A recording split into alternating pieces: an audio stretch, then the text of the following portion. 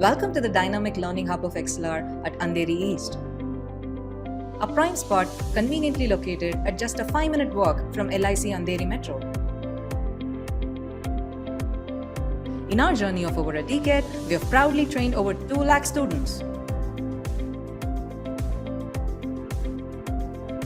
We have also been recognized by Deloitte, Silicon India, and other accreditation bodies.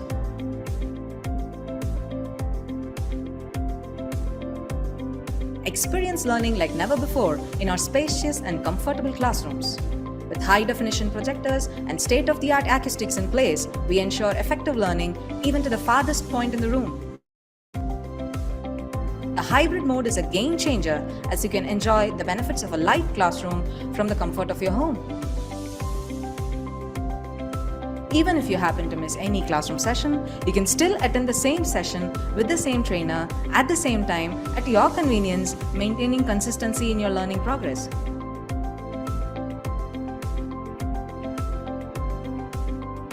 Want to get started? Join us for a demo or career chat over a cup of coffee at our Andheri branch. ExcelR. We don't just train, we build careers.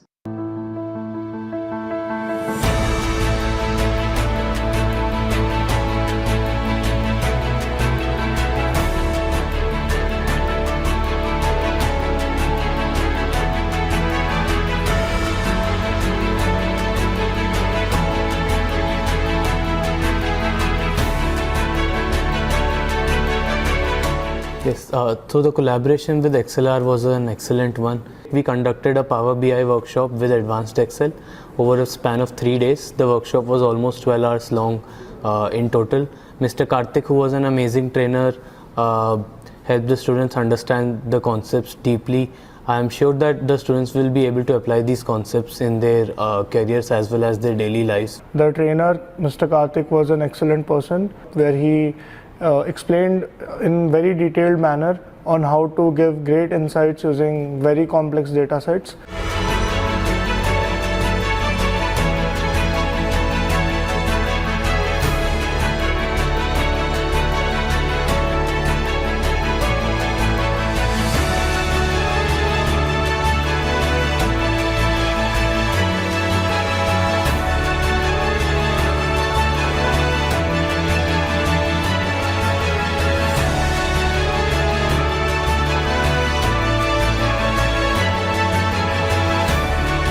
So it was a machine learning workshop. We learned a lot from the course and it was a great experience attending the workshop. The trainer was very helpful.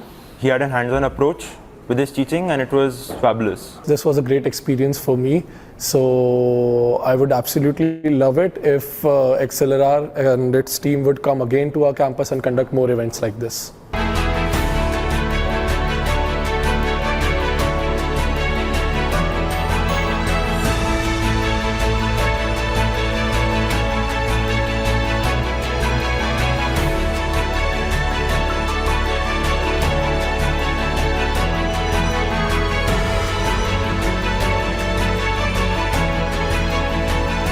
It was a great course and it started from basics and took me to a great extent.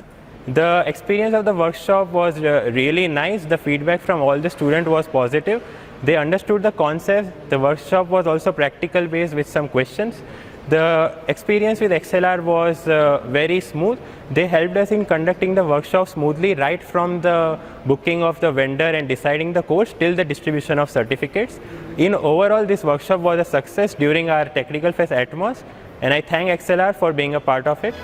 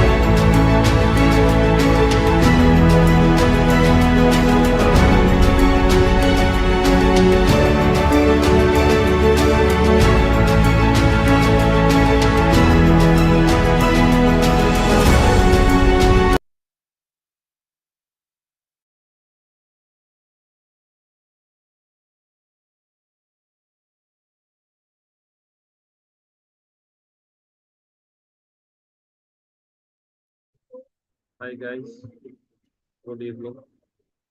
Let's wait for the 2-3 minutes for everyone to join and we'll start. And we'll cover up the remainder of our Spring Boot application which we were building yesterday.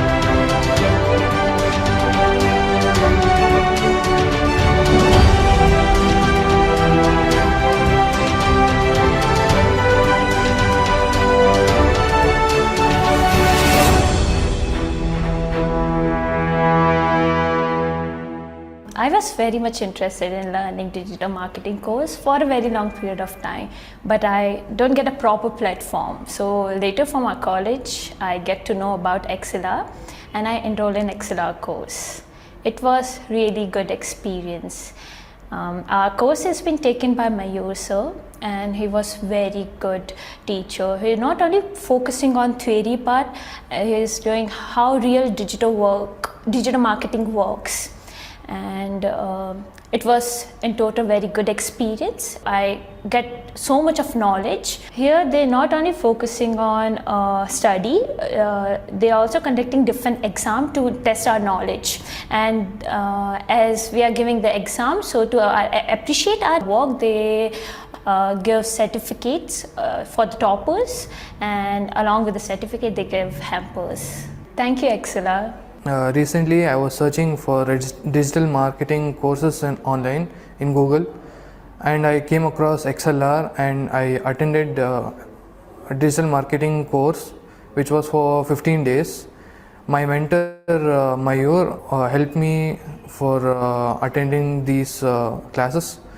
So he is a very informative and helpful guy. In the course end, there is a exam which I topped, so I came to the ExcelR office in Bengaluru. This digital marketing. Hi guys. So we have started with making a Spring Boot application yesterday, right? So let's try to carry that forward and try to add Spring Boot also on our resume. So let me know once you are able to see my screen.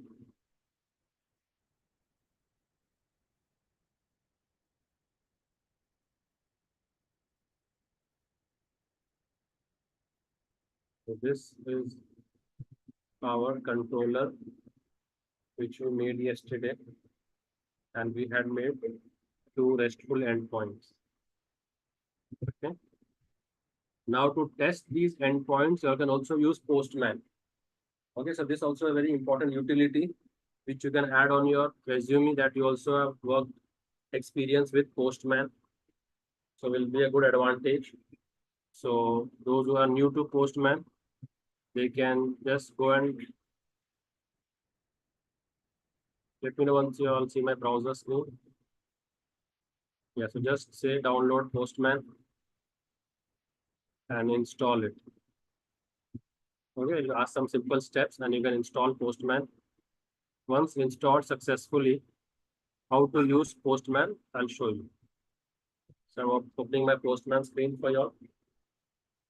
It will take some time to open up because there are lots of applications, lots of projects are there in Postman. So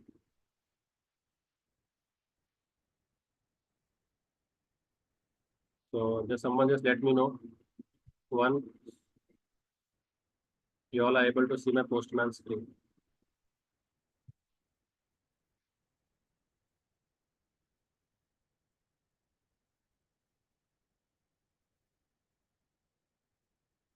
Are you able to see the Postman screen, guys?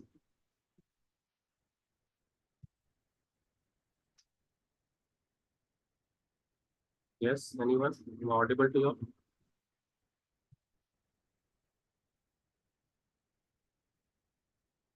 My Postman screen visible?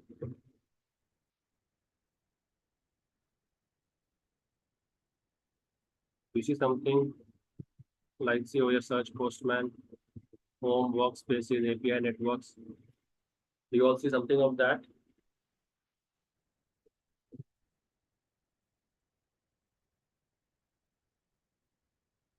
Am I not audible to you all?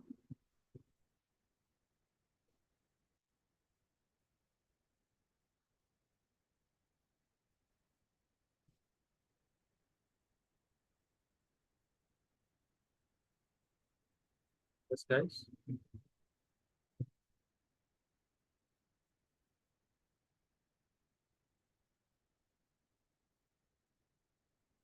The Postman screen visible to everyone? You all see S name, Krish, and percentage 61.77 on the screen.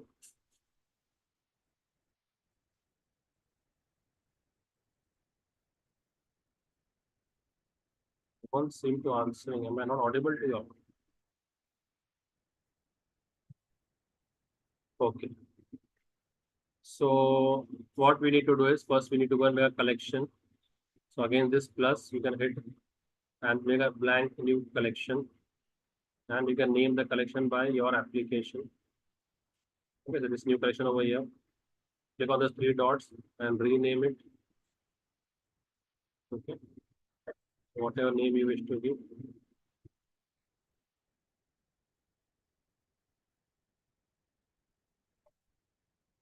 You can name the collection over here.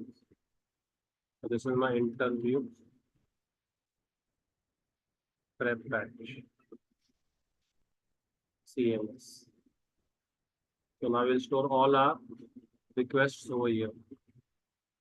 So now go in to this interview prep batch CMS in your collection. Hit on the three dots and say add request.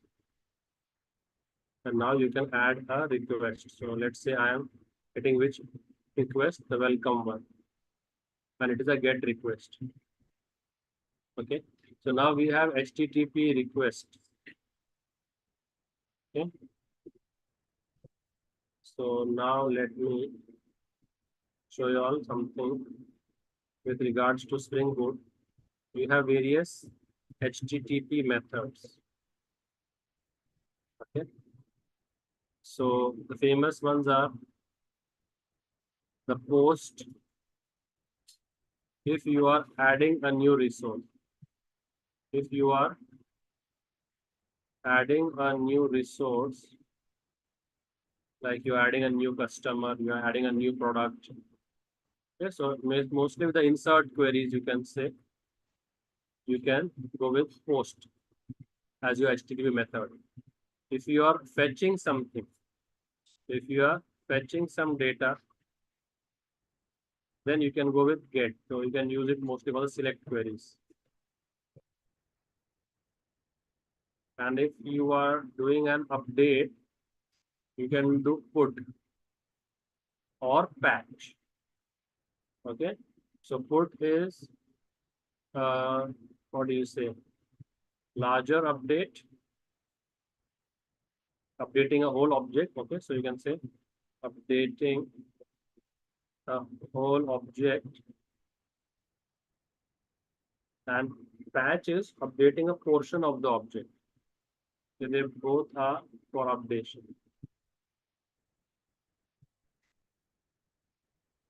Updating a portion of object. Okay, so this is for update queries. Then if you do put is more than sufficient.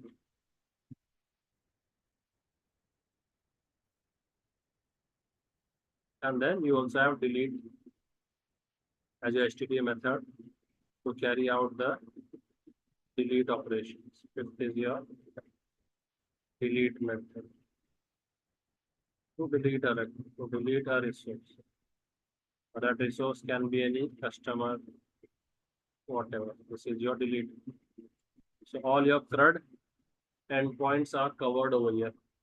And then you have a request which takes care of all. So if you are not sure as to what this is going to do, will this do a post, or will this do a get, or will this do a, if you're not sure about the task, then you can simply go with your request mapping.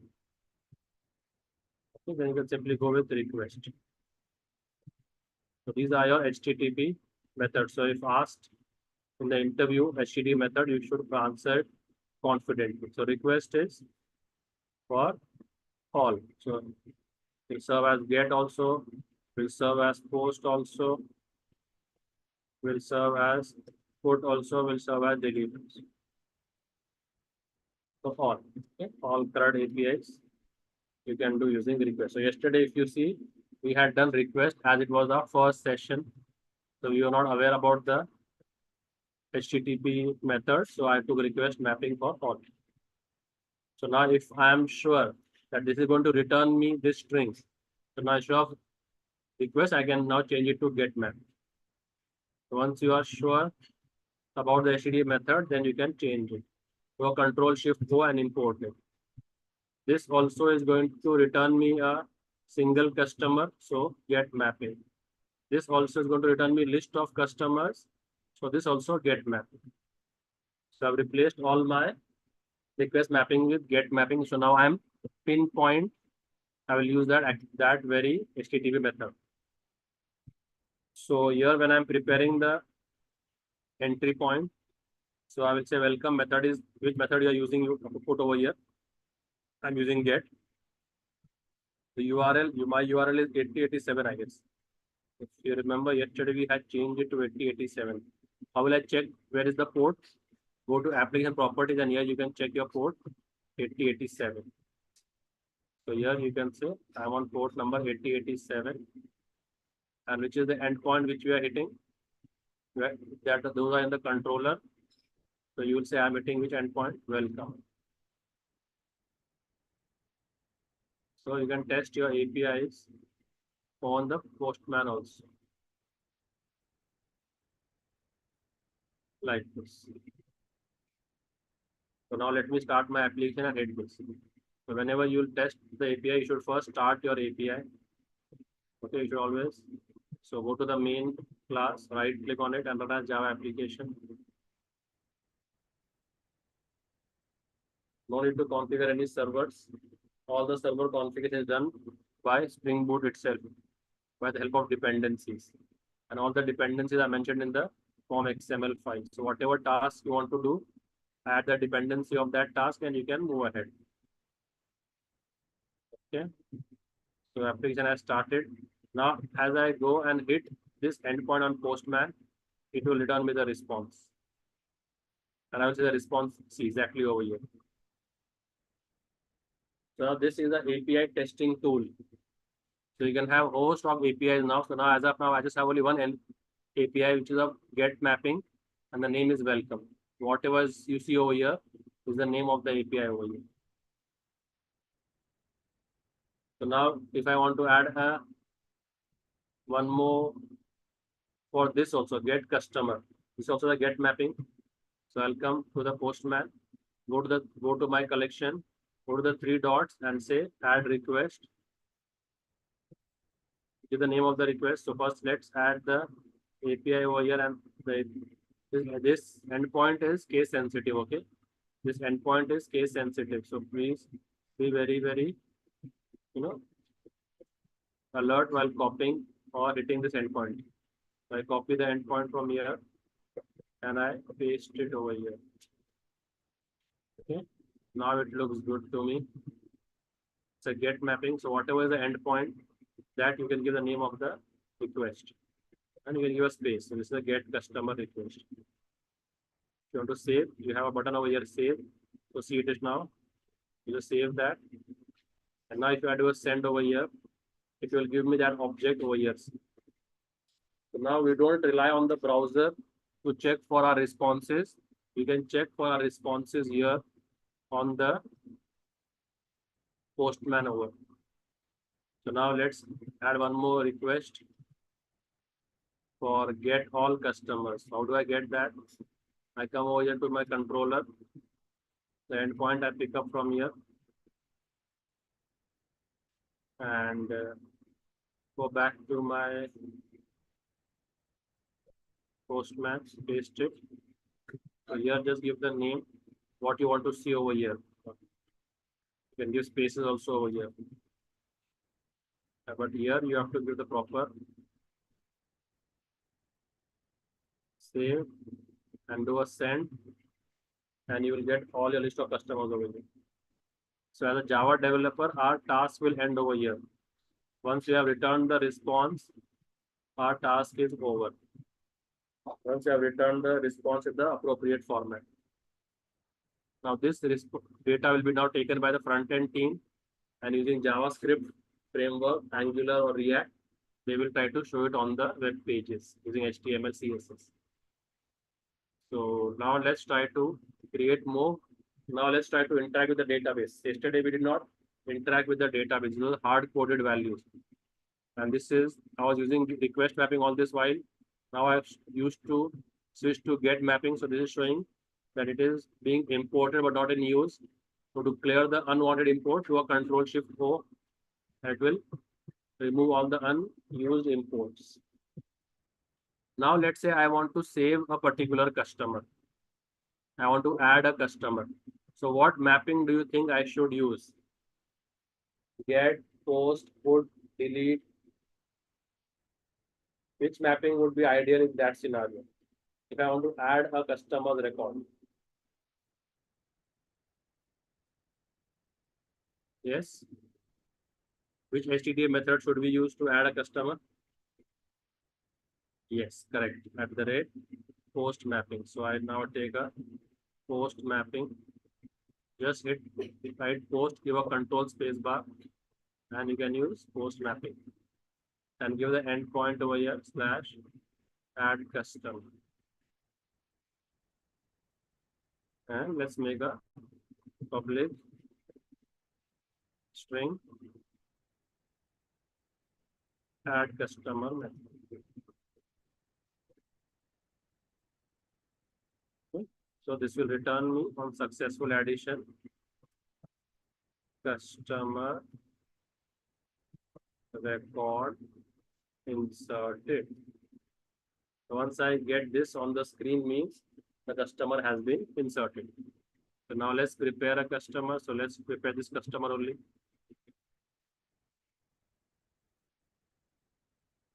Okay. And now let me see if that page is open. That's when I had made yesterday.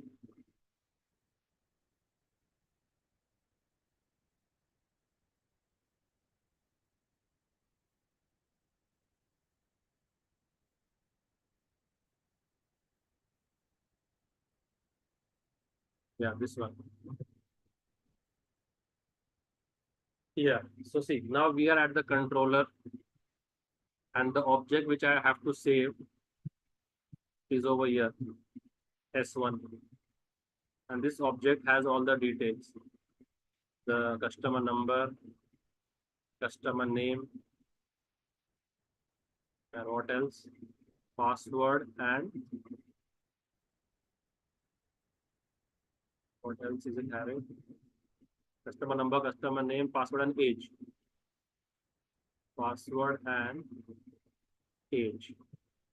Whatever is the password, V123 and age. So all this data is there in this object S1. So what happens in Spring Boot is, now we don't write queries manually. Our job is just to create an object, and that object directly gets stored into the database. So you will enjoy a lot when you program with Spring Boot. Lots of work is automated for you all. So your job is just to create the object and pass it on. So this object now should be passed to the service. After the service, this object will be then passed on to the repository, and the repository has lots of methods. So one of the method is called as save. So as you call the save method and pass the object, a record will be created in the database by the object details. So whatever you have written, username, Virat, and password V123, whatever it is, I don't exactly, will send it on the code. And here we have given age as 35, and the customer number also will be generated.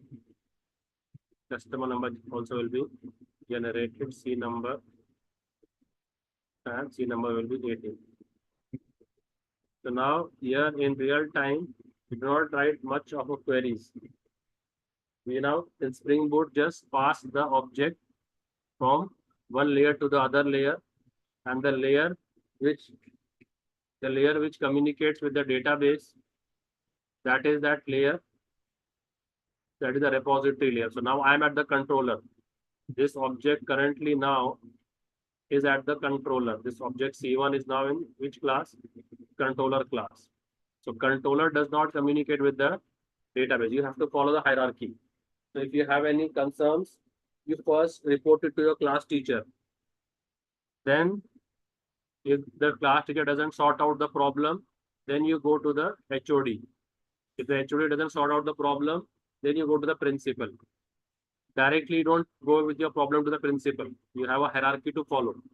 Similarly, now we are at the controller. So controller doesn't interact with the database. Repository interacts with the database. So controller interacts with whom?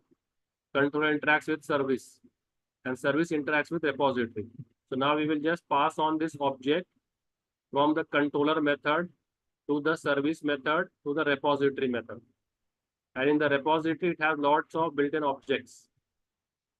So now the controller to communicate with the, so if there is a function called as AAA in the service, and from my controller, I want to call this function AAA. What does the controller need? The controller needs the object of the subscriber customer service. So how will the controller manage that object? How will the controller manage that object now? So I have shown you on yesterday, Autowired. So what will the controller do? Will say I want the object of customer service because I want to call its method. So it will create an object of customer service.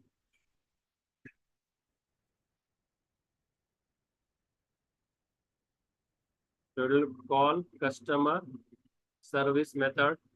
Okay, now it will make object of the customer service and directly take it from the IOC container by saying Autowired. Now you don't have to create any object. And now using this customer service function, we can call the function AAA. Now using this customer service object, I can call the AA method and pass on the S1 over here. Now this AA will have a parameter which will be of type customer because I am passed a customer. It will have a type of customer S1. Now this service needs to pass this object to the repository. So what will we do now? Same. We'll make the object of the repository over here. Customer repository. Give any object name which you feel like. I'm giving cust repo. So my object name is cust repo. And here also I will say add Autowired. So this is what is the beauty of Spring Boot. Directly we get the object ready-made. Now with this cust repo, I want to call which method to insert database? Save method. So I will call over here cust repo dot save, and which object will pass the save. And once I call the save method of the customer repository interacts with the database, this record will be saved in the database. So I'll show you all a demo of it. So once I have made the controller, now I need the customer service. So I made a customer service class, annotated with the service. So what will the customer controller do now? The customer controller now wants to interact with the customer service. What it will do? Make a object of customer service directly. Give whatever name you wish to give. I am giving the same name, the small c. And I will just say what? Autowired. I will this customer service function, customer service object. I will call a method. You can use the same method. Add customer. So this you can pass the object which you have created. Now this method is not there in the service. Hit the mouse over there and say create it. So it will create a function. Now this service interacts with the repository. Here I have customer repository. Now this repository just say extends JPA repository. That is the repository which we'll be using. And T is the name of the entity class. What is the name of the entity class? Customer. That is your T. And ID is the data type of the primary key. The primary key is C number, data type is INT. What is the wrapper class for that? The wrapper class for INT is integer. So put that over here. Control Shift O, that's all. Our repository is configured. Now what will the service do? Service will now communicate with the repository. So service will say, I want the customer repository object.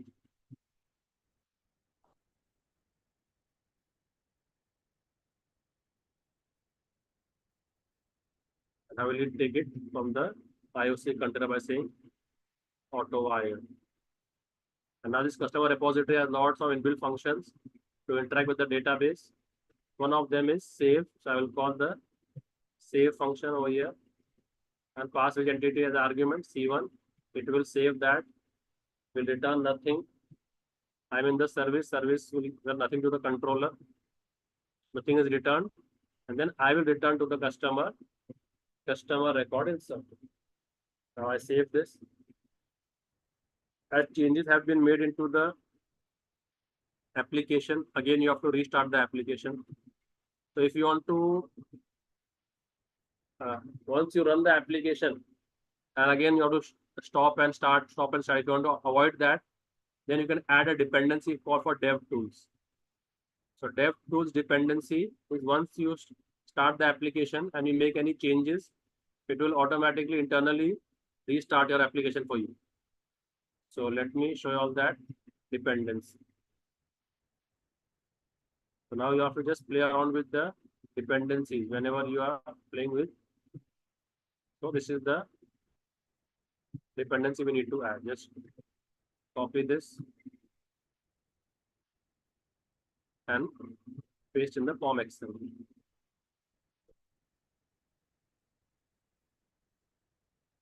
Form XML is that file in which all your dependencies are managed. This is what Maven does. So you can add Maven also to your resume, saying what Maven does. So now instead of, if I was not using Maven, then I would have to explicitly download all these jars file and add to my application. So before Maven, what we would do is, I'll show you an example. So what we would do before the Maven era, all the jar files which were needed for the application, we had to physically download those jars like this. We have to physically download those jars and keep and add all these jars. There are 50, 60 jars over here, and we had to add them manually into the application. By using Maven, I will just add the dependency and Maven will fetch me the jar for that dependency. So my task is just to look for the dependency. So now I have copied the dependency. I go to my form XML and I will just paste the dependency over. As I do a save, it will add the dev tools dependency over. And remember, whenever you are adding a new dependency, always clean the project. So whenever you add a new dependency, always do a project clean. So go to the project and say clean. And this is the project which we are cleaning. Intel Prep CMS.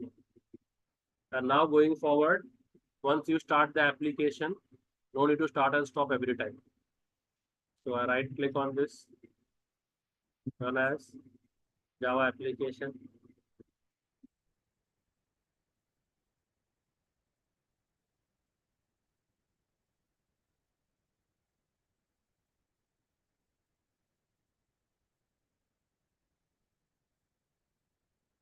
Started. And let's open the database also parallelly so that I should know the data has been inserted. So where was the database yesterday which we had created?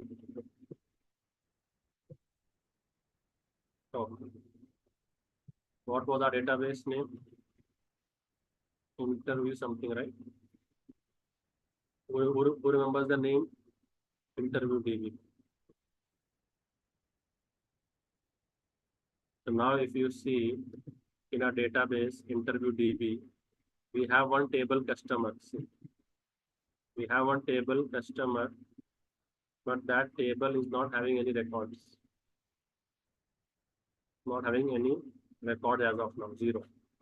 Now if I hit this endpoint, it should insert that record. Which record? 18, Virat 123 and age 35. So I make the object, I pass it to the customer service method. Customer service passes it to the repository and then deposit as a save function to save to the database.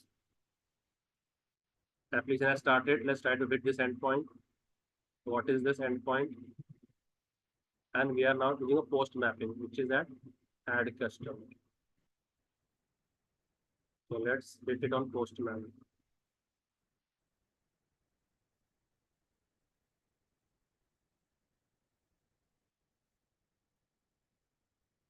Let's come here.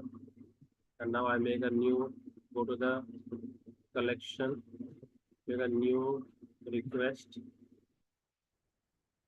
and say what we are adding a custom. And which is the post mapping, select the proper method, select the now what we are doing. And now if I do a send, it will return me customer record inserted. And if I go to the database and just click on the table name, you will see the record has been added over here.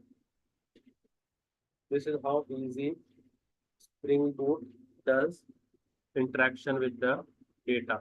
I did not write a single query as of now, and still I am able to fetch the data. Okay.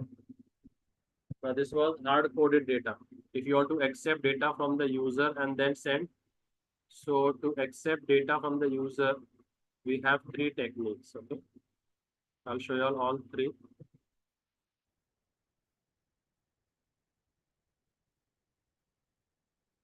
So we have the client and we have the Spring Boot application. That is the server. So we have the client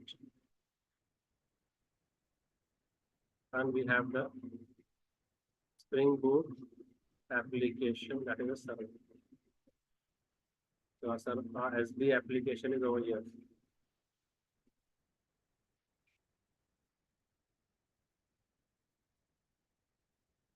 So if I want to send data from the back front end,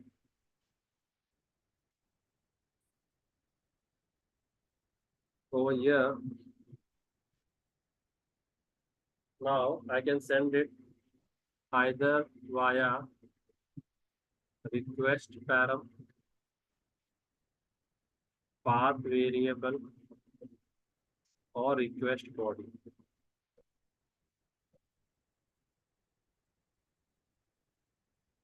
I can send you by request param, path variable or request body.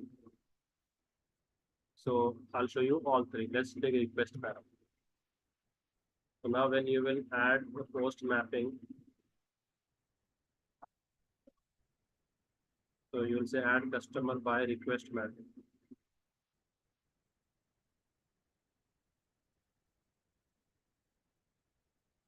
So whatever is the name of the method, you can keep that as the endpoint name.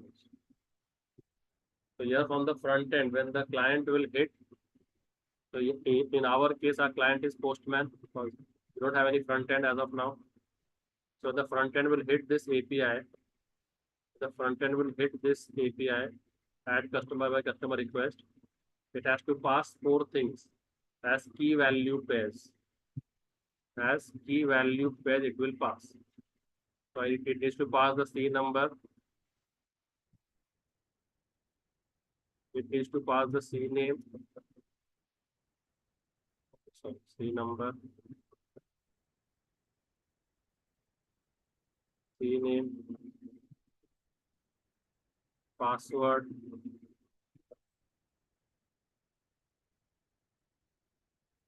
and the age.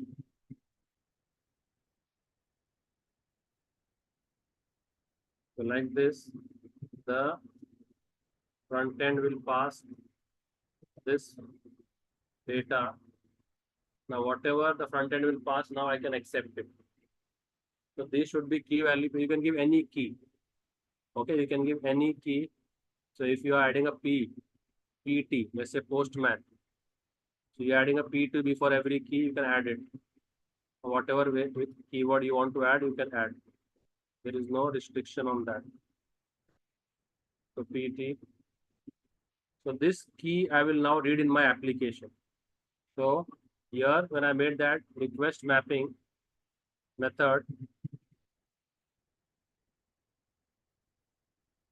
slash, okay, the method which we have made, add customer by request mapping. So in that, now you have to pass these parameters. And you can use the annotation saying at the rate request mapping. And then here in double quotes, give the name of the key. So you say PTC number. Okay, this should be matching. PTC number. And this I will store in my local variable, right? Which is a number. I will say integer C number. You can take any variable over here also. And now I have more parameters. So I'll give a comma, copy and paste this. And then my bracket will close. This bracket which I have opened over here, this bracket will close over here.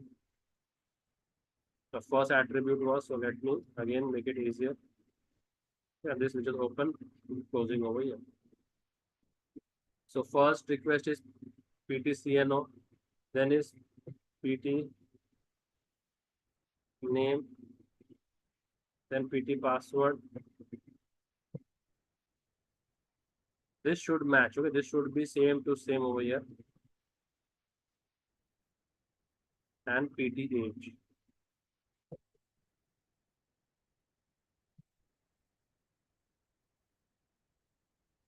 And then you will take them in your local variable integer C number. This is a string type data. So string C name. And password also is a string.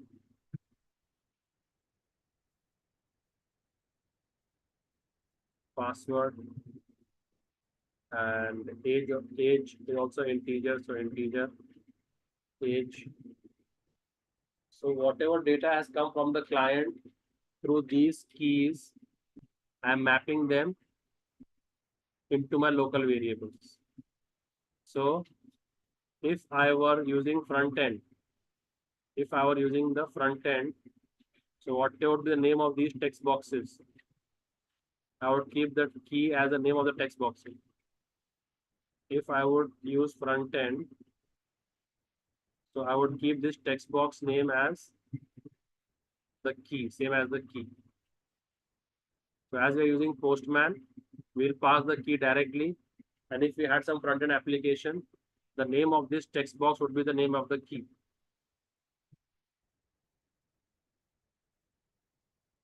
Like this.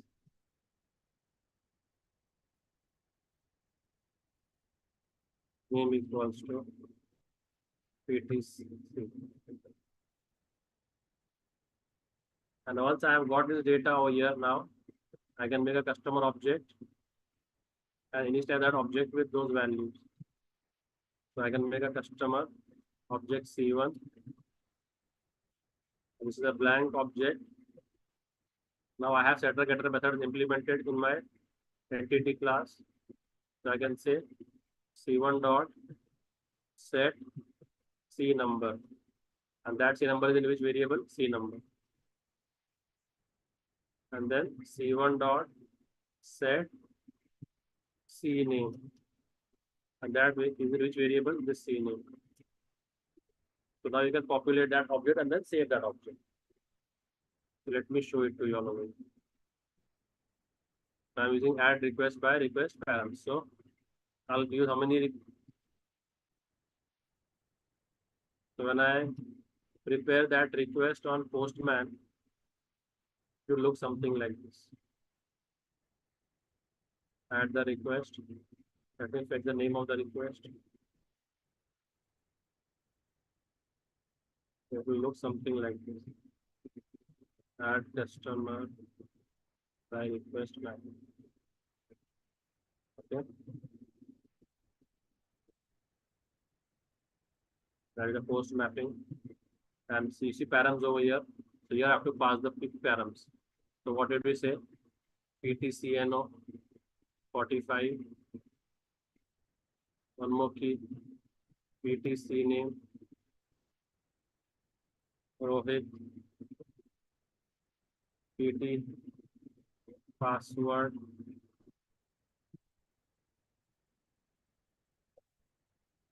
Rohit 123.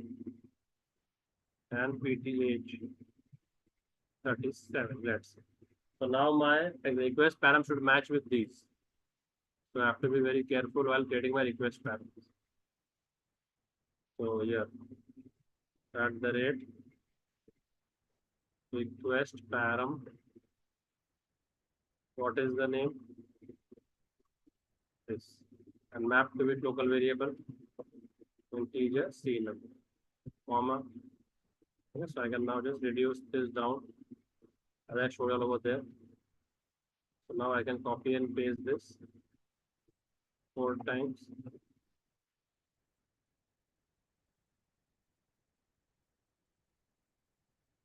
So next is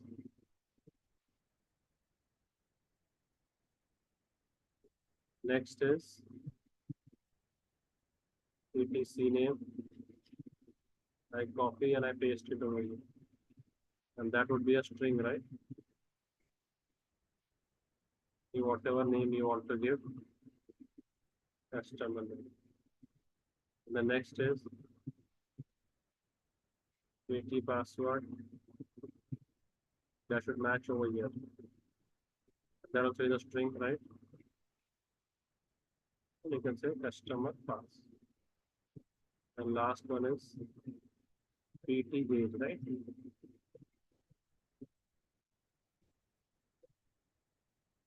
PT age, that is integer. And I can say customer age. Now once I have these variables, I make them my object. Now I will not say hard coded 18. I'll put what over there? This, Now I will not say Virat. What will I put over there? Customer name. I will not say password. I will use this. And now I will push this page. Once my object is populated, once my customer object is populated, rest remains the same. I pass this object to the customer service. the customer service passes it to the repository and we save in the database. See, now as I save, it automatically refresh my application. So now I don't have to restart my application, already has done. And I have prepared this now. So this should have been a, okay. Now all looks all good to me. As I do a send, okay, so I'm at the postman screen. As I do a send, let's see what happens. It says customer record inserted, and let's see if this record has been inserted or not.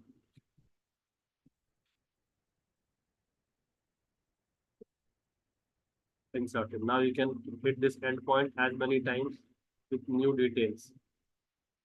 If I say 93,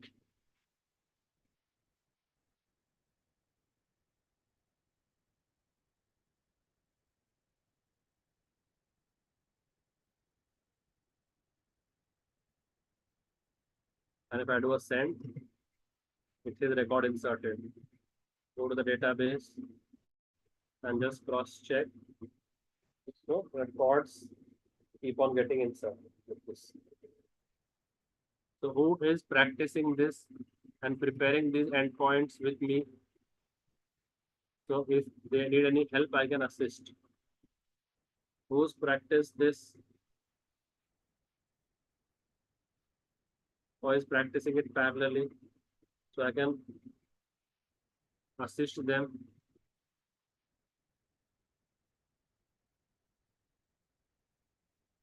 So now what you can add to your resume keywords is, you all can also now add Maven to your resume. And if they ask what of Maven have you worked on, so you can say the Spring Boot application which I used Maven to create that Spring Boot, and it gave me a form.xml file. So now there was no need to download the dependency jar files explicitly. I would just add a dependency like this, and Maven would download that for me. So as a programmer now, I don't have to download the jars file explicitly. Maven does that for me. See, one more important utility I want to show you all. See, now if you see at the customer class, each customer is having this we call as no args constructor.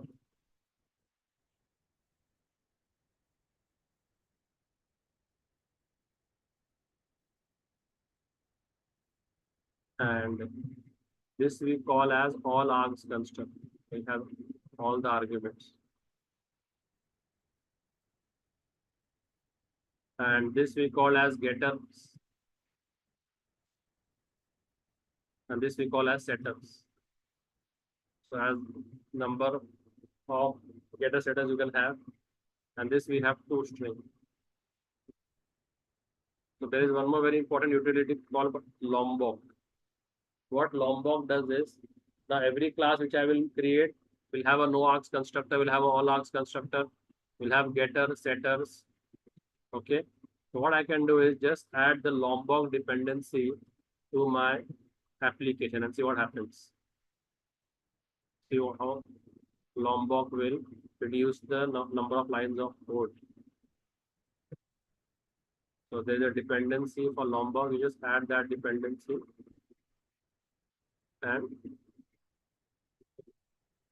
this document also I have prepared. So there's a dependency for Lombok. So you can just take this dependency and add it to your form XML. So what is the use of form XML? Form XML is a part of Maven. So what is the use of Maven? So if you see in my Maven dependencies, there is no Lombok jar. If I try to hit L, there is a logback, log4j, log4j. That's all. Only 4 dependencies jar files are there starting with L. I come again. Okay. L, logback, log4j, log4j. That's all. Do you have any dependency by the name Lombok? Lombok. This is the name of the dependency. Lombok. Now there is no jar for Lombok now. So I will just instruct Maven now to download that jar for me. So I just go to the form XML, just try to add dependencies. So now our task is just to play with the dependencies. And you see, as I hit save, you see the progress bar running down. It is downloading that dependency for me. And now if I go, whenever you add a new dependency, I told you do a project clean. Whenever you add a new dependency, do a project clean. And now if you go and check in the Maven dependencies and hit L, you will see logback, logback, logback, logback, and last you will see Lombok over here. The dependency got added. Now what this dependency does, okay, now Spring Boot has made coding very, very, very simple. Don't have to write extensive line of coding. Now you can go to your entity class. So now if you want to write a no args constructor, don't write this code, just write the dependency. Just write the dependency. Just say, I want a all args constructor. And it will be added from Lombok. So it is from Lombok. Now, if you want to add a all args constructor, no need to add a all args constructor. Just you have to say what? That I want a all args constructor. So just switch everything now is Lombok. Now you don't need to add this. Now don't need to add this code. If you want to add all the getters, just say I want all the getters. If you want all the setters, just say I want to add all the setters. If you want toString, just say add toString from Lombok. And now all this code can be deleted. Now just by the virtue of annotation, see my class has become so clean now. This is the beauty of Spring Boot, guys. You don't have to write lengthy and cumbersome code. You know, people would argue that Python is catching up with Java and lots of companies are shifting to Python because Python, the code is very small and less number of lines the code is achieved. See now, this is even Java has tried to add that to its applications also. Now see, the class which was looking so lengthy, now just by the annotations, it is looking and it is doing the same job. The code will work perfectly fine. The code will not be disturbed. So if I was using setter getters over here, this code will work perfectly fine. If I go and try to hit any endpoint, if I try to hit any endpoint, after adding Lombok,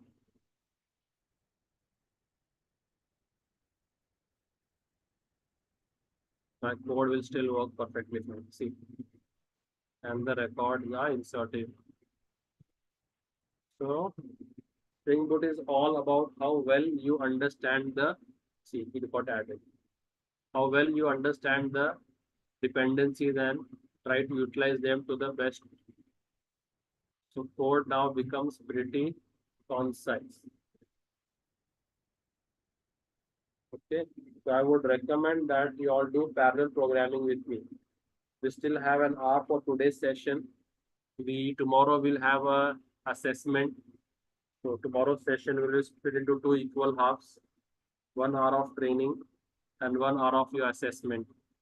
And based on the assessment percentage, you all will be awarded the certificates, whatever. So we have now around 1 hour today and 1 hour for tomorrow of training. If anybody is interested in doing this, would be very much weightage for your resume. So you can target this job profile then. Let me show you a job profile, what you can target. So you can target and apply for this Java Spring Boot developer. Okay. Fresher. Jobs. So see, these many jobs are there. This is only in Pune. I choose only Pune. No, I don't choose Pune. There are a lot of Java Spring Boot developers. Java Spring Boot developers. Java Spring Boot, they work from home. Lots and you just can have to scroll on the job portal. See now. See, experience from 0 to any. So you all can try to target that profile. If I say 0 years, here, Java developer 0 to 5, 0 to 5, 0 to 5. And all Java developer, they will ask for Spring Boot. They will try to ask for Spring Boot. So this is one of the things which you all can target. If you are practicing with me, you will get confident. So this was one way of passing the data. One way of passing the data is through the path variables. So I'll take the same code. So the path variables is you can pass the parameters as a part of the URL itself. Directly as a part of the URL, you can pass the. So here I was passing the data as key value pairs. Then if you're using path variables, directly wherever your endpoint finishes, if you're saying add customer, then you can pass all your values over here only as a part of your URL. Okay, so if you say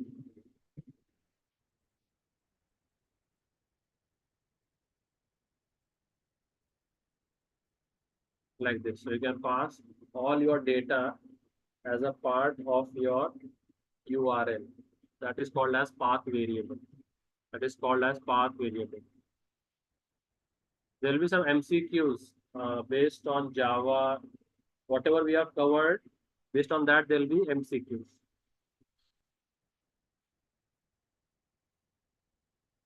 You all will be briefed tomorrow by the coordinator,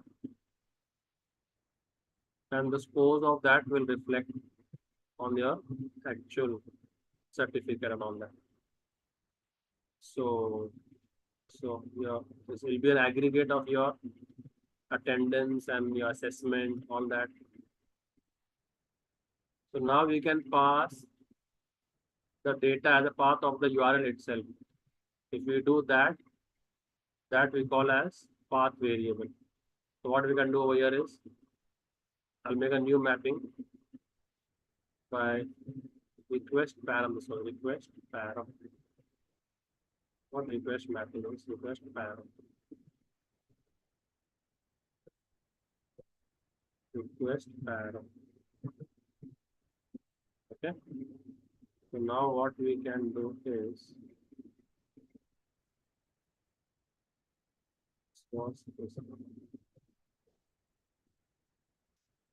and now we can do by path variable. Path variable, and now pass both things over here as your path variable. So you can say I want to pass first as PTCNO, second as, now we are not saying P, I will say PV, path variable. Path variable. So now we will see PV. You can give any variable. I'm just giving a different name. You can give A, B, C, X, color, whatever. And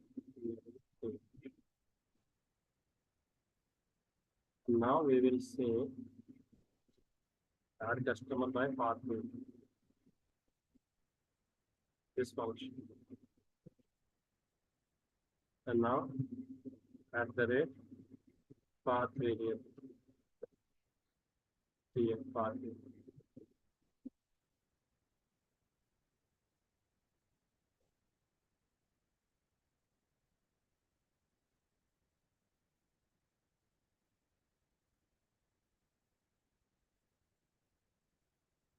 So I'm passing 4 path variables over here. And whatever data will come in those variables, I'll take it the local variables, make an object, and create and pass it to the service. But now my data is coming through path variables. I save this. See, my application will automatically rerun. And now I will hit which endpoint? This endpoint and passing 4 variables. So I come over here.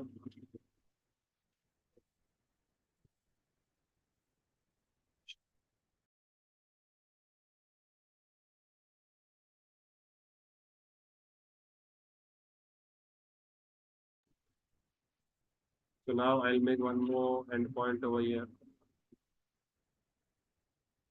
Give the function name as the request. And use space over here.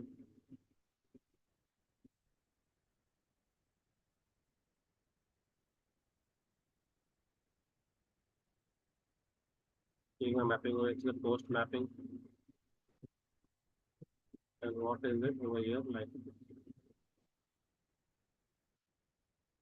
add customer by path variable. Now pass the customer. So first is the ID, second is the name, third is the password, and fourth is the age. And see now, but I'm not passing any keys. I'm adding my path variable, and all the 4 data is passed as a part of the URL itself. I do a send. It's the record inserted.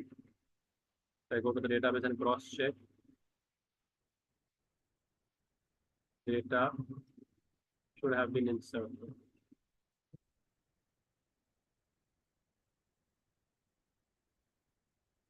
Like this, got inserted.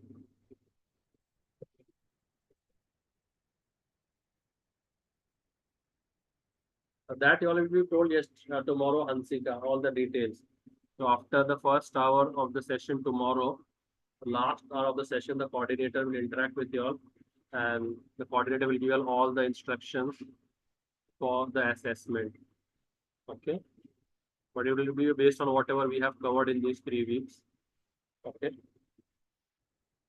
a blend of HTML, CSS, JavaScript also will be there. Some questions.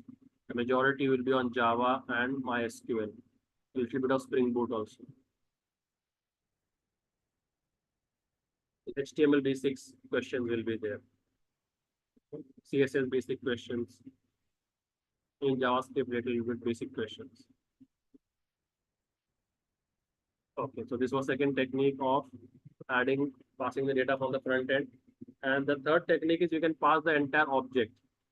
See, when I get this, get customer, what does it give me? It gives me one entire object as a response. So I can pass this entire object also as a request. So instead of passing individual data, we can pass the entire object like this to an endpoint. That is, okay, see here, all are using get only. So I did not save them. So you have to save them, okay? So whenever I did a post, and it is just showing me get over here. So I should have done save. See, now it will change. This, I have done post, but I have not saved it over here. It will show me post. Save. Now I can pass the entire object as an argument also. So I should know the JSON format. So I take this, copy it. Now whenever I will hit an endpoint, I will pass the entire object as a body. So in the body, as a raw data, as JSON, you can pass the entire object. So if you want to save this object now,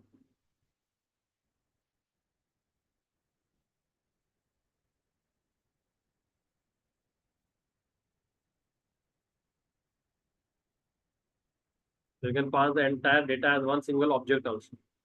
This object will come in the request body. So if you want to receive that object, then you can make a end mapping to this. So add customer by request body. That will not take any argument. Request body. Whatever is the name of the mapping, I give that is as the name of the function. and it will not take any argument. It will take argument as request body. And which class object is request body over here? Which class object is coming as an argument? Object of the customer class. So let me call it C1. Okay, now no need to create this C1 over here. Already I am getting the customer object C1 over here as an argument. So I'll just pass that object which I get. So I will not create any object by myself. Whatever C1 I am getting, I am passing that whole as an argument. That's all. So now my code is looking much more cleaner. And the front end is now giving me a full-fledged object. So let me try to make an endpoint for that. Post, which is our endpoint name. The endpoint name is add customer by request body. And to that endpoint, I am passing the entire object. As I do a send, which is customer record insert. So give a name to that request.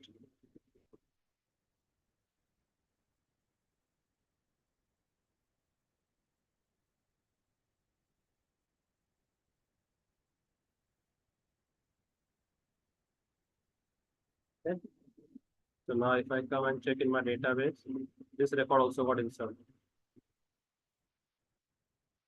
See, this record also got inserted over here. So various ways I showed you all of passing the data. So you have what you have request param, request body, and your path variables. Okay, so create I've done with all the options. I've shown you create. Okay, now if I want to fetch all this data, if I want to fetch, so here when I showed you list of customers, they were hard coded values, right? So now we can remove, just remove this now. And now we can fetch our actual data from the database. So what do we do? So the controller interacts with the service. So call the service method. So call the, we have customer service. Of this customer service, call this method. So you can have the same name. And what will this return? List of customers, which I will return. When this function is there, the customer service not there, create it. So now I'll create this function. And what will this do? It will, the customer repository has lots of ready-made functions for us. So we can just say customer repository find all. We have a function called find all, and it will give you all the objects. That's all. And this is going to give you a array list of customers. What happened now? What happened over here? List of customers. Okay, so we're going to return a list of customers. And that will come where? The customer service. Will come to the customer controller. We can return the list of customers.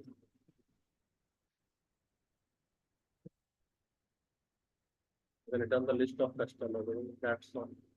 If you are now, if you go and hit this endpoint, get list of customers, it will now, earlier to give me the hard coded values. Now if you do a send, we'll give our own values. Okay. There's some problem in the code. In the controller, there is a red dot. I did not save that code. I did not save the code. Now I saved it. Now if I do a send, it will now give me all the customers which I have. So your job is to create these endpoints and give it to the front end team, and the front end team will reflect it.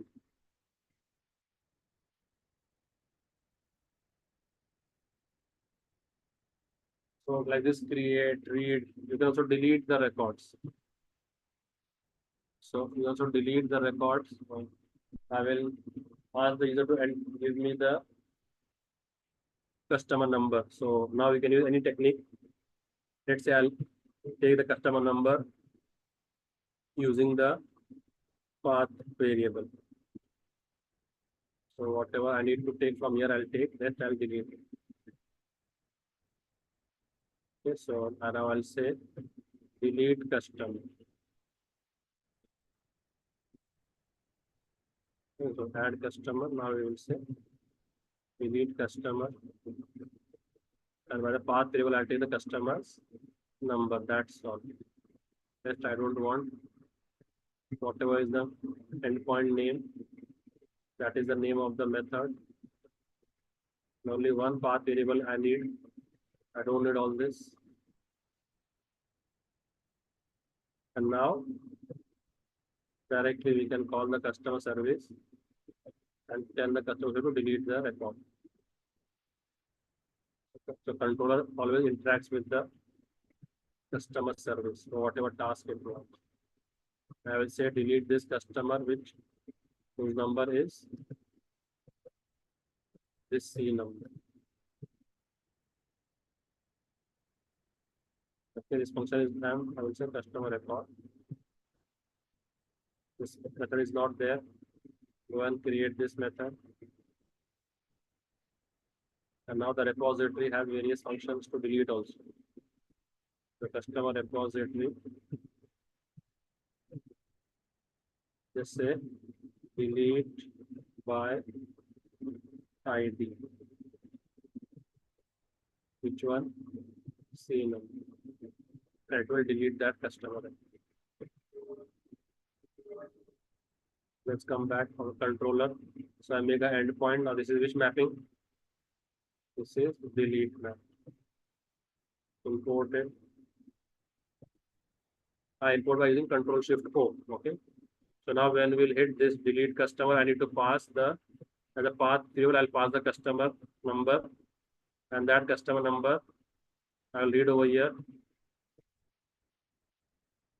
and then I'll call the delete customer method of the service and pass this C number over there. The customer interacts with the repository and will say to the repository delete this customer. So it will delete it. So all looks good now. Let's try to create a endpoint.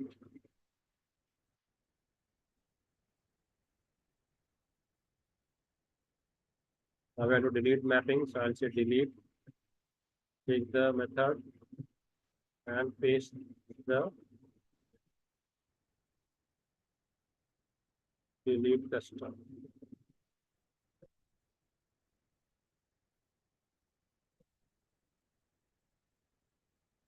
Dash. And now let's say I want to delete 77. So as I copy this, paste it,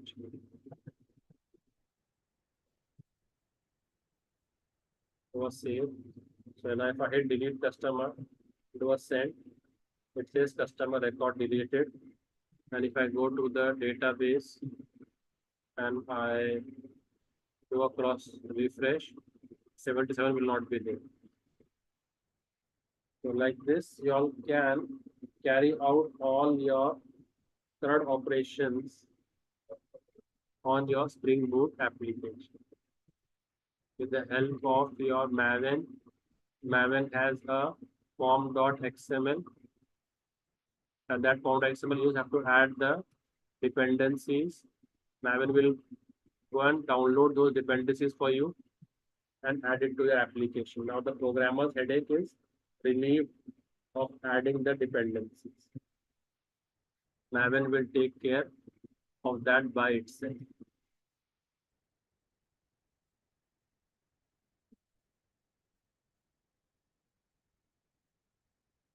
Okay, guys, I am getting an idea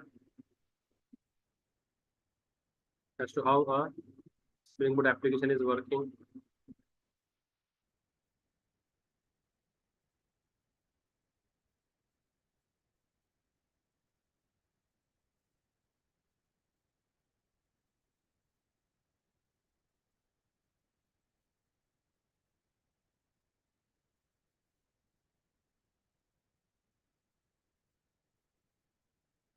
Just give me a 5 minutes break. I'll be back and we'll discuss further.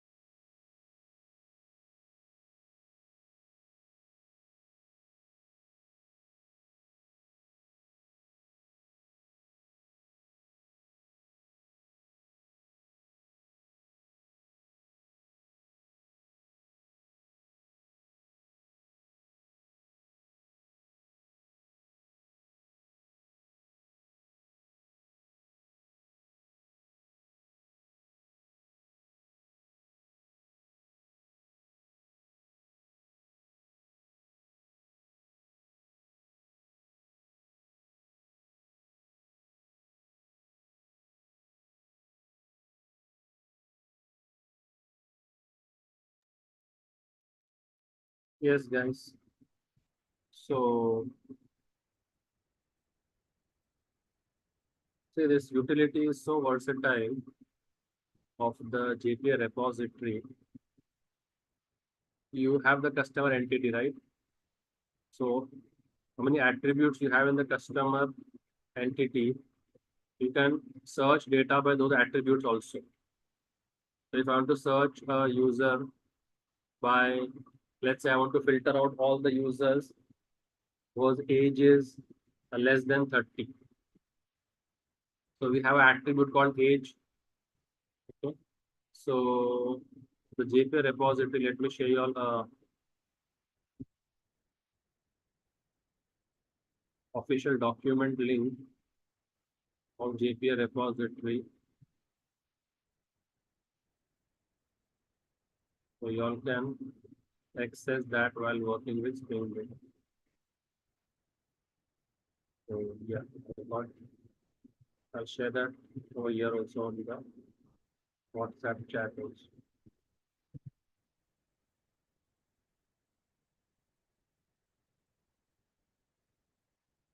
There this. Okay. So now what the JPA repository method does is it has a host of methods for various tasks. See all. All you need to do is just say find by, okay, or less than, greater than, whatever. So now what we want, less than, and whatever attribute you have in your table. So here we have an attribute called age. So you can say find by age less than. So just add this method into your repository. So go to your repository and just as it is an interface, so you can't give any function body. So you just have to give function declaration. So public, and it will give me a list of customers because there will be many customers whose age will be less than 30.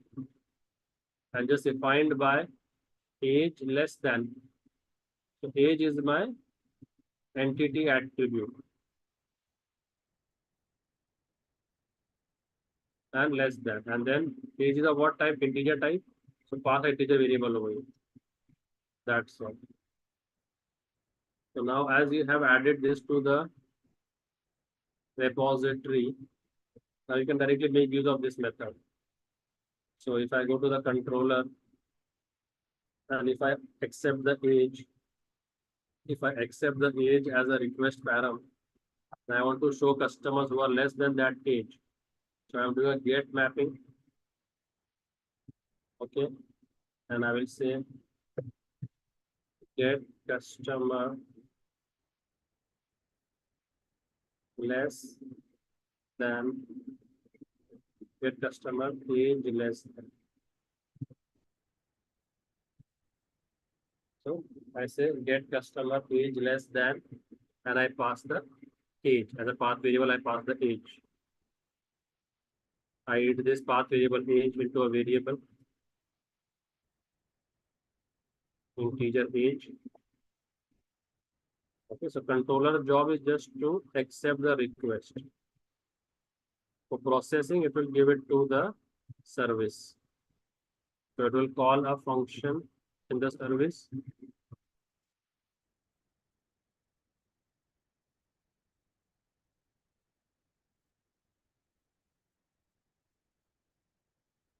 So the same function name I'm calling, and I will say age,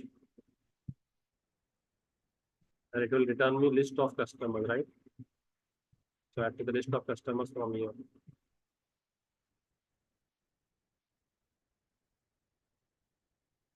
Yeah, list of customers will give it, but there can be many customers will be age less than 30. So response is a list of customer, and whatever it is giving, I'm returning that straight away. So no need to write this method. And now this function is not there in the service. You go and you create it. Okay, so you are save. Hover your mouse over there. Create it. And now, as we have a method in the customer repository, You can directly use that method. Dot find by, okay, age less than. What is that less than age? This age. Now whatever I pass as a parameter, over here will be recorded in this age, and I will be returned all those list of customers whose age is less than the age which I pass as a path variable. So once we have saved, let's take the endpoint. Let's go to Postman and add a request. That request would be a get mapping. Endpoints we'll use over here. And here I can pass any value. I pass 30.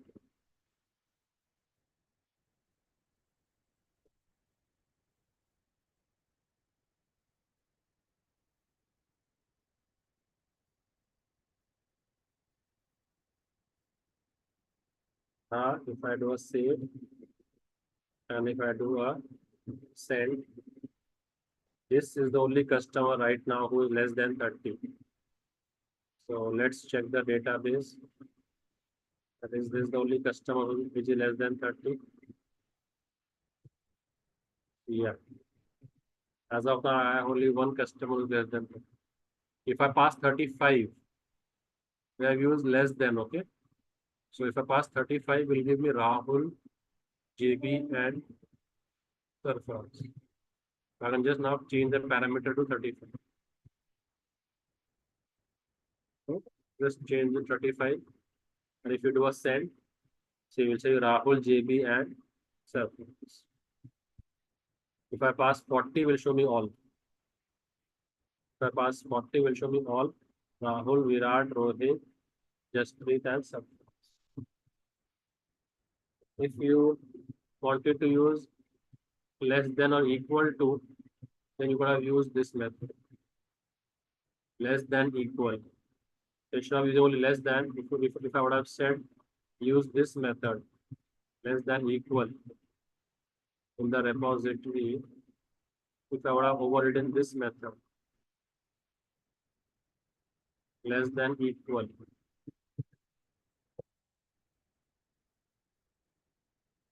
I would have written this, and if I would have passed 35, it would have also told me Virat over there. So if I would have now sent 35, will show me less than or equal to 35. So now, what happened over here? Okay, the method name has changed, Method name has changed. So the service will change the method. The method name has changed the service. Let us save, project has restarted. And now if I do a send, see now 35 also will show. Earlier when I was doing 35, it was not showing me Virat's record, because it was less than. Now I'm seeing less than equal. So like this, you have lots and lots of methods for your usage in the repository. So this is a good thing. So if we can even speak 1, 2, 3 sentences about that, in the interview would be highly appreciated, In all your high regard that you have done Spring Boot. So as a fresher, if you are well versed with Spring Boot, would be a good thing on your resume. So as I said, now what all keywords we need to add on the resume? We had discussed that. So now you can add these keywords also extra. That I have used Postman, Maven, Spring Boot. Okay. These you can say. The two very heavy terms that actually used by Java developers. But if a fresher can use this on the resume, you'll speak very highly about that profile. So this will These keywords will help filter out your resume.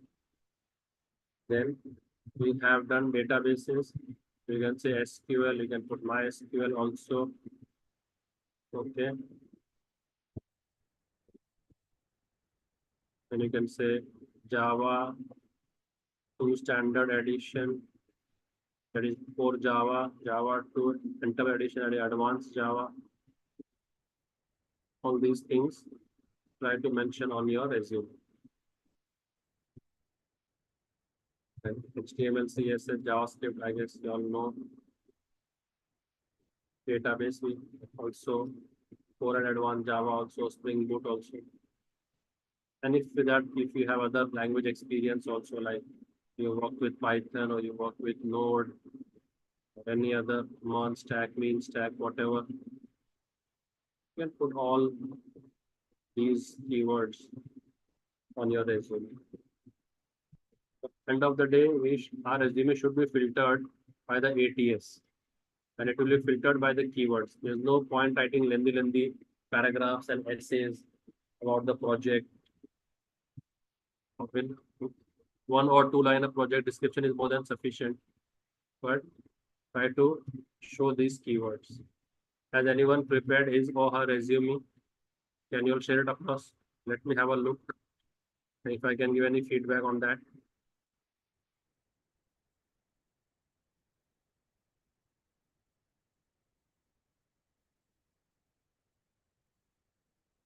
Has anyone prepared their resume?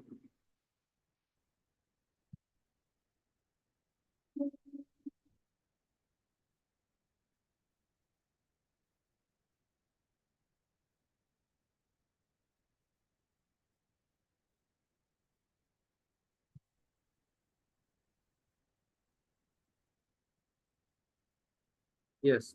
So can you share it? Let me have a look whether we can add anything extra to this or remove any unwanted explanation. So if you need to acquire any skills, try to acquire those skills. Try for a full stack developer or a front-end developer or Java Spring Boot developer. If you are going for Python, then your Django framework. Okay. Yeah, mention your LinkedIn profile, that is good. You mentioned your LinkedIn profile, that is very good. Even if you can deploy your projects onto GitHub and share the GitHub repository on also, that would be also a good thing to impress the examiner. Okay. So tools and technologies, VS Code, Git, Angular, Django, basics in AWS. Yeah, this also is good. You added AWS is good. Okay. Now you could have added Spring Boot, Maven, all these terms, SQL. SQL is added.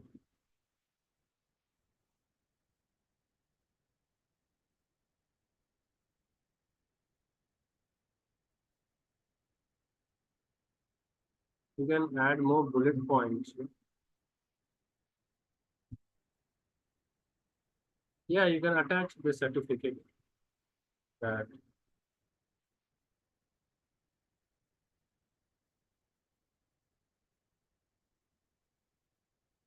completed a Java full stack Java developer, something like that, or basic. We just did a introductory course, right? So you can, now you'll have at least got an idea as to what we need to, in which direction we need to go. So now you can try targeting that field.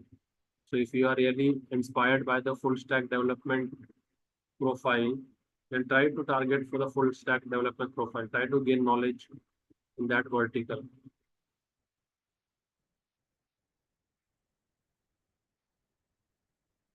At ExcelR also we have various sessions, various batches are going on. Can prepare you for the full stack development from scratch. Try to target those sessions.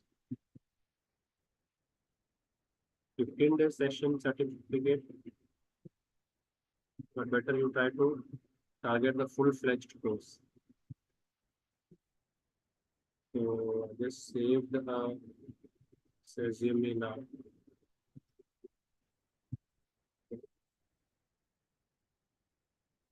So yeah, resume looks very pale. Try to add some spice to the resume. See, if I can give you a glimpse of my resume. This is just an overview of it, okay? Just for your sake, as to how your resume should look and what I mean by keywords. Let me just open up my resume and let me share it with you all. So you get a fair idea as to what I'm trying to ask.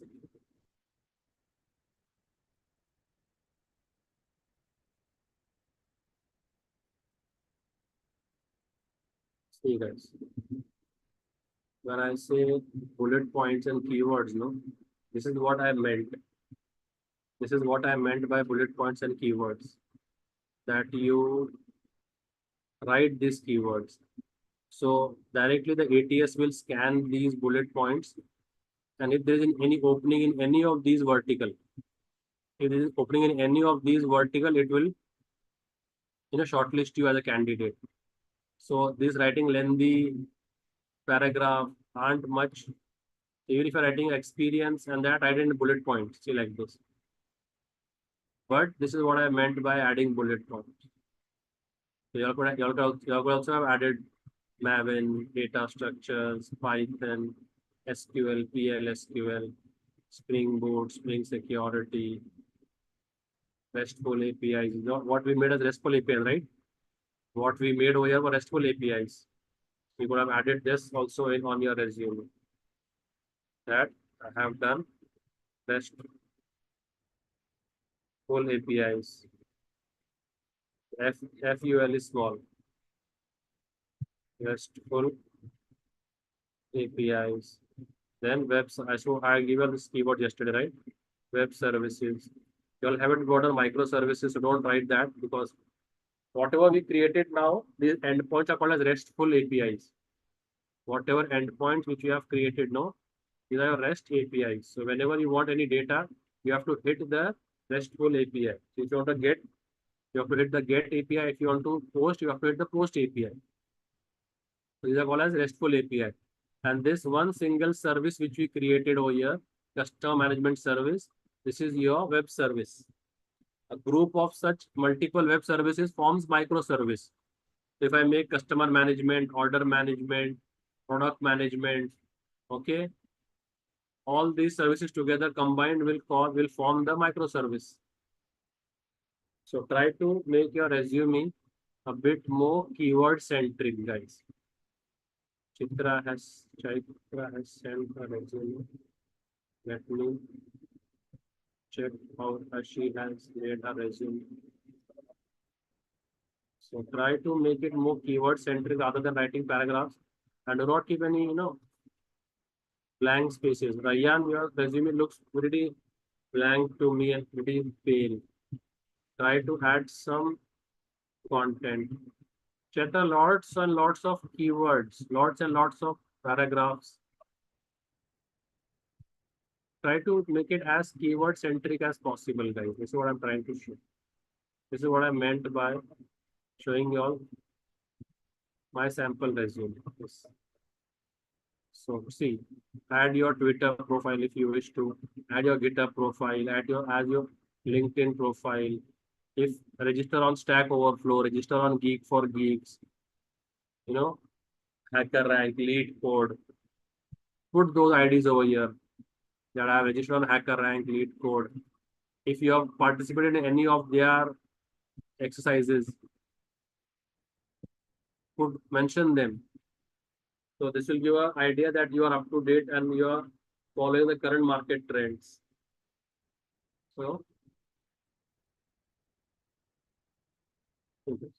So this is, you all don't have any work experience, so you all will only play with your projects. In the projects, put the technologies which you have used to create that project. What was your role in the project? So what was your role? What duration? So you all only have this to present, right?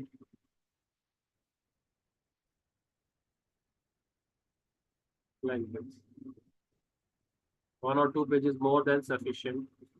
But no one will read the resume. They will just check on the bullet points and then you will be shortlisted. So a color would be a little bit of color will always help.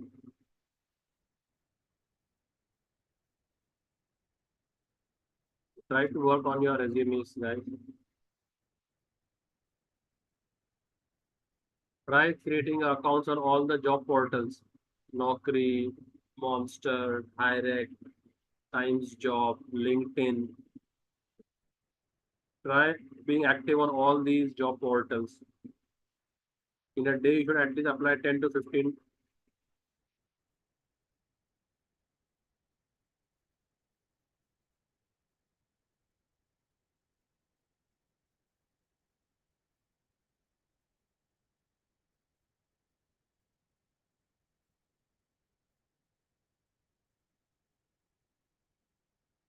Okay, so I'll keep the last 5-7 minutes for any question answers. If you have any questions to ask, you can put it onto the chat.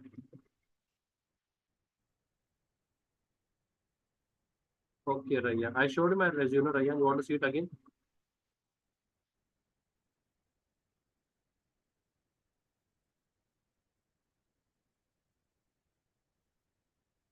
Okay, so you can put. Okay, so if you don't want to put Twitter, remove it. Instead of that, you can put your Geeks for Geeks, Hacker Rank, Lead Code, that handle. GitHub is good. Add this handle also on your resume. Stack Overflow is good. Register on Stack Overflow. If you have any solution, just answer on Stack Overflow.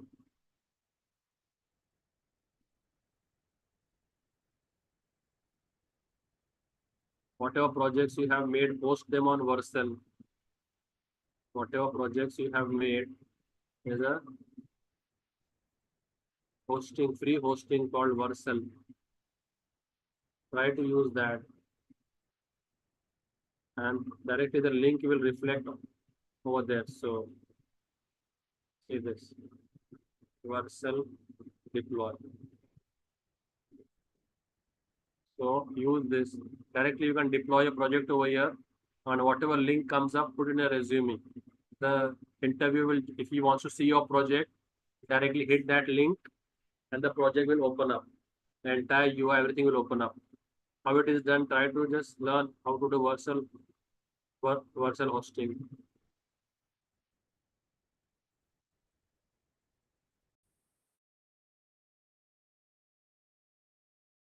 If you have any other questions, you can put it on the chat.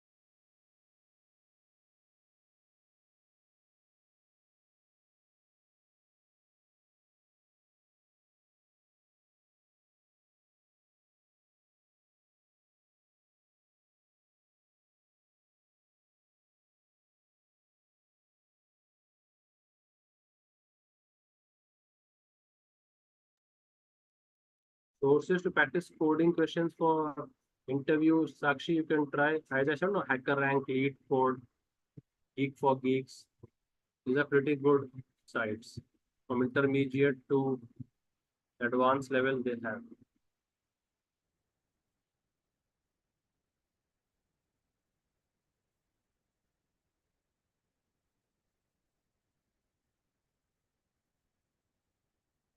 Hacker Earth is also one. Try exploring, try getting accounts on these sites. You directly log in with your Google ID. No need to create separate ID password also. Okay then guys. Any other question anyone has? We will meet tomorrow for the final session of this. And we'll have a assessment also, okay?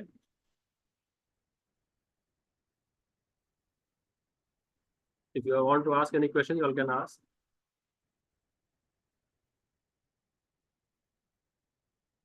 Sushmita, you have any questions to, any announcements to make for them? No, sir. Actually, tomorrow we are conducting the test. That is 8 to 8:40. Right. So yeah.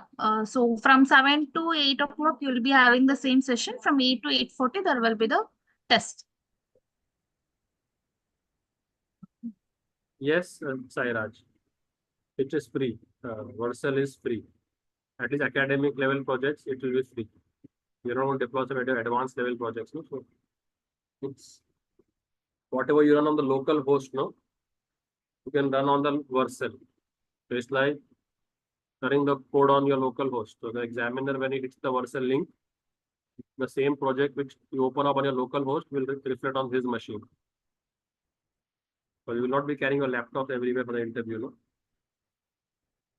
So if you have made some nice projects, that would, directly speak volume about your abilities. Instead of you telling them, the project will speak for you. Then maybe looking at the project, you might cross question that I see in the project you have implemented this feature. How did you do that? So you have to just explain your project. That would be very easy because you have done the project by yourself.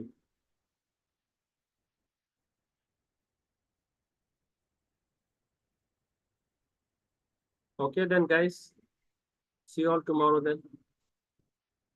Bye. Please mark your attendance. Yes, thank you, sir.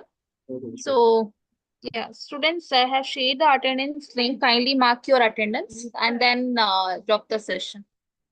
And tomorrow, as I told you, will be having test. It's from 8 to 8:40. As usual, you have to join at 7 o'clock. 7 to 8 o'clock, you will be having a regular class. From 8 to 8:40, you will be having a test.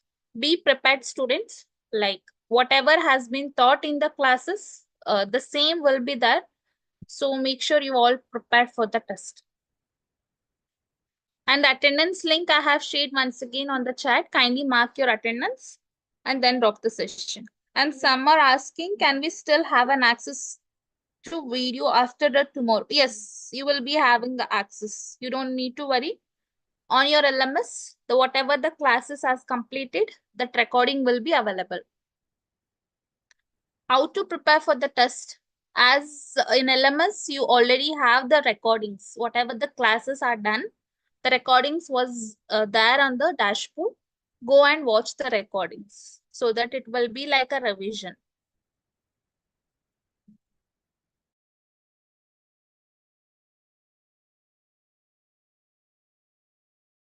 It will be MCQ questions. It's a MC questions. So you don't need to worry. Be prepared. That's it.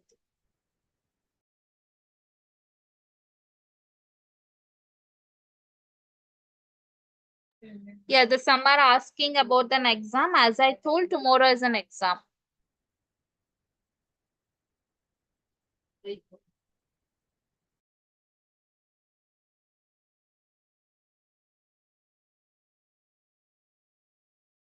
Okay, I have shared the link once again. Kindly mark an attendance.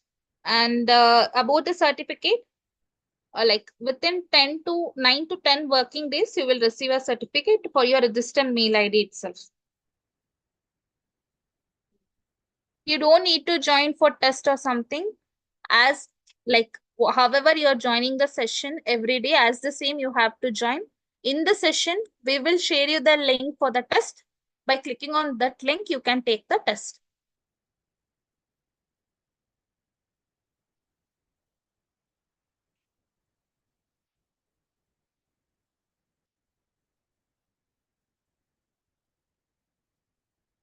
Better if you take a test from a laptop. If you don't have laptop, that's okay. But if you have a laptop, make sure that you will taking a test from a laptop.